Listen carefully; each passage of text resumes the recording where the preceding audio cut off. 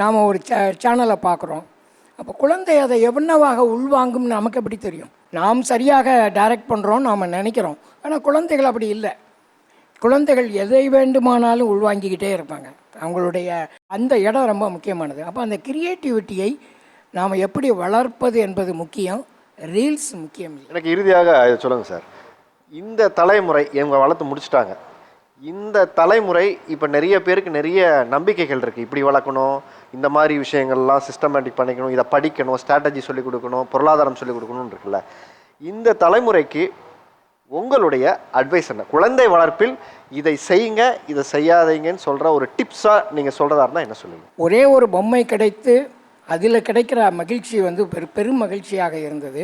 ஆனால் இன்றைக்கு இருக்கக்கூடிய இந்த தலைமுறை குழந்தைகளுக்கு ஏராளமான பொம்மைகள் இருக்குது.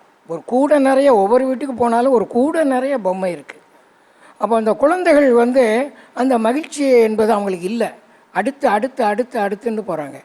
அப்போ பெற்றோர்களுக்கு குழந்தைகளினுடைய மறுப்பை மதிக்க வேண்டும், குழந்தைகளுக்கு மறுக்கவும் தெரிய வேண்டும்.